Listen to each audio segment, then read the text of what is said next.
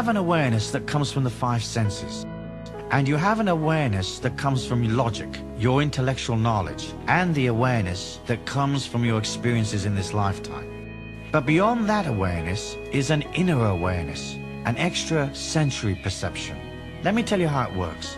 Once you've internalized the God force, once you accept that you are a part of an infinite energy that is inside all things, then you're connected to all things. Think of it like this. External reality seems outside of you, but that is an illusion created by a limited point of view. A trans-dimensional being watching the earth plane, watching people's thought forms, and feeling the earth would see the earth as one molecule of matter, thought, and feeling. It would see all of our evolution inside the one molecule. From beyond the earth plane, there would be no internal and external. There'd only be the one energy, all of it internal. So you're connected to all things, seen and unseen, here and not here. Strange, huh? Everything expresses, to a lesser or greater extent, the God force. The machine playing this lesson has some part of God force in it, because there's God force in the molecules.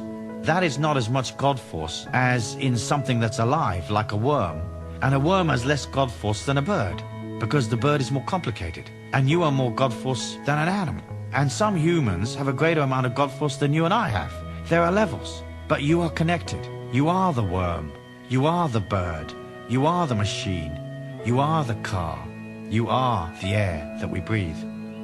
Once you understand that, and once you understand that everything is alive and emits a feeling, then you can understand that you are a feeling as well. You are a thumbprint of energy that is the collective emotion you've developed in this lifetime. You're not so much what you think, you are what you feel. Those philosophies that say, think and grow rich, are not necessarily wrong, but they don't quite go all the way. You have to feel and grow rich. You're a feeling, and everything else is a feeling. So bit by bit, you can begin to place your awareness into things to discover how they feel. How does a seagull feel as it flies? How does this tree feel? How does this situation at work feel? How does this business proposal that the guy in the bar's just offered you feel? Is it crooked? Is it safe? Is it legal? Is it comfortable? How do things feel? In understanding that, you expand.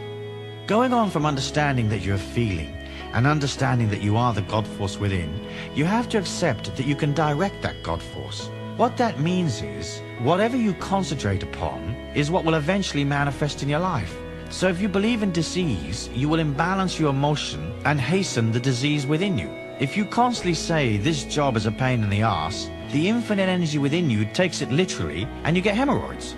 If you say, I believe in lack, then opportunities miss you. Money falls from your wallet. Somebody steals your car. Ernest Holmes said, where your mind goes, energy flows. And old Ernest was right. We know that. Whatever you concentrate upon empowers you. So if you've been concentrating on negative or adverse things, if you've been concentrating on being overwhelmed, if you've been concentrating on difficulties and dysfunctions, you can be sure that they will be in your hall of fame, so to speak.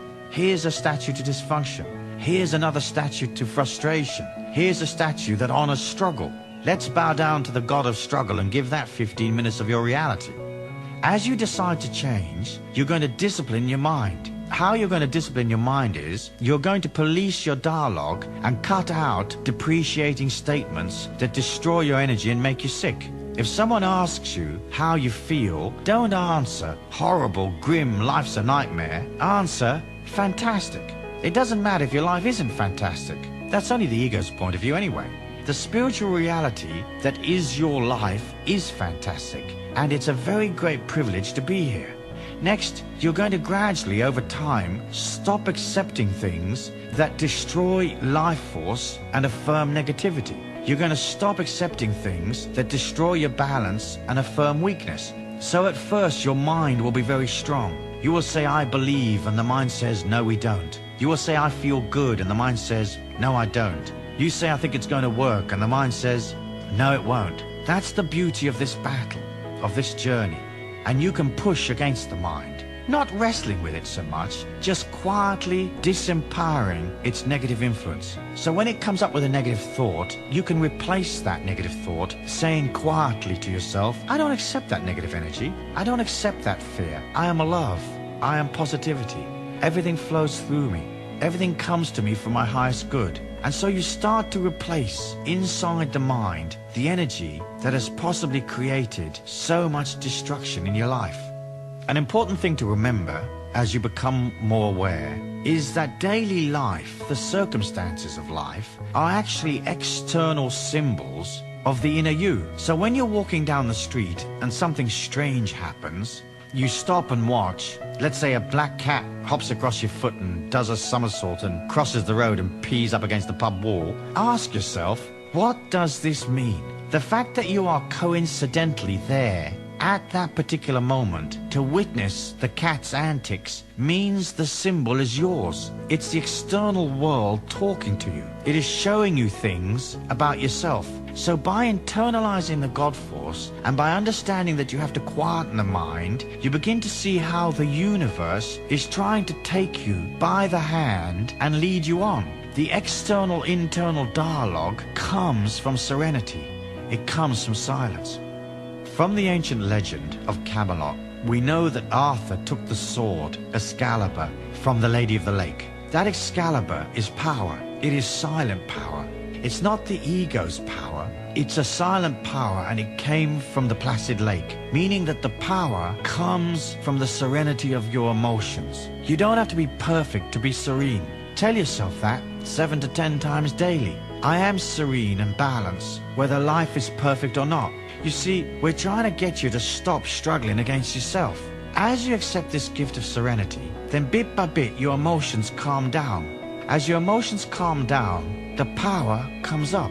It's not an egotistical power that you can wield to maneuver people. It's a silent power. It's a power that you will internalize. It's a power that you will use to heal your body. It is a power that you will use that will show you an evolution, a transcendence that is not normally available to people. But you have to learn to guard the power, to guard your energy and guard against the ego trashing it. It's a paradox of the ego that on one hand, it's babbling away, trying to build itself up, trying to generate gratifying experiences, trying to maintain its importance. And then in the same breath, it generates negativity to trash itself. Only the ego would believe that in moaning and groaning, things might get better. Essentially, it's calling for its mother to help it. I'll cry, I'll moan, I'll demonstrate the injustice of it all. Save me, help me. If I bitch a lot, will you give me something for nothing? Will you commiserate? What you're going to do from here on out is you're going to discipline your mind. When you find yourself buying the negative emotion, getting out of control, you're going to stop and mentally change the program. Remember, don't buy the emotion, buy the solution. Expanding your awareness comes from understanding everything is feeling and asking yourself constantly, how does this feel? It's like a muscle that perhaps you haven't used for years. But as you begin to ask, it will show you. Do this. In a silent moment, ask that infinity within you to show you something in the next 24 hours that you've never seen before. A perception perhaps, an intuition, a different way of looking at things that you've looked at 100 times before. Then watch carefully and something unusual will pop up and you'll see that the external and internal universe is talking to you, that it loves you in its detached way. Naturally, the ego is very resistant to letting go. It not only wants to hold on to its sense of power, but it likes to dominate your life and the lives of others because it feels insecure. So, it may be frightening to let go, but the fear is just a manifestation of the ego. In my view, it's more frightening to stay where you are, isn't it? One has to learn to trust and be able to trust. As spiritual beings, we're flying blind, but that's what makes the whole of this process so fascinating. We have to embrace infinity inside a mortal body. We have to believe in a God we can't see. We have to learn to love in a dimension where there's so much hatred. We have to discover freedom where control is the state religion. We have to feel safe in spite of our concerns. So what we're really talking about here is blind trust. You have to have the courage to embrace the idea, accept the idea, and believe it. before you have any real proof that this infinite self is there or that it will work for you. You have to be able to regenerate within yourself that sense of believing. In order for the power that's within you, the power of that infinity, the higher self, to come into your life. If you can't let go and trust, if your ego personality is fearful or constantly blocking off the inner power with its intellect, with its resistance, then the awareness, the extrasensory perception that you're naturally entitled to will be stymied and held back. We're used to overriding those little messages, aren't we? It's a part of how the ego plays its game. That infinity within you is like a divine celestial wind, which, if you can quieten the mind, will blow gently in your direction and assist you. People ask me, is it intuition? Yes and no. It's more than intuition. Spontaneous intuition is how it manifests in the early stages, while your mind is cluttered and while it dominates you. Later, it comes through as all-knowing, instant information derived, as said, from a heightened sense of feeling. It grows as you focus and discipline, and as you know and believe that you're infinite. Once you can see the 9-to-5 humdrum tick-tock world for what it is, the power joins you. It teaches you hour by hour, day by day. It constantly shows you. It will show you the people that you need to be associated with. It will show you the belief patterns that you need to discard and fling off your cart. It will show you when it's time for a career change. It will create a depth of perception for you. However, you have to agree to listen to it. Next, you have to have the courage to be different. That may get you some flack from the people around you, but so what? Anything is better than being stuck. Next, you have to have the courage to accept and weather the pain and the aggro the ego will go through. It isn't going to like what's going on, and it will protest with very logical, good-sounding arguments trying to turn you round. When that happens, stiffen your resolve and perform some discipline the ego won't like. Throw yourself in the river at 4 a.m. every morning for a week. That should fix the ego pronto.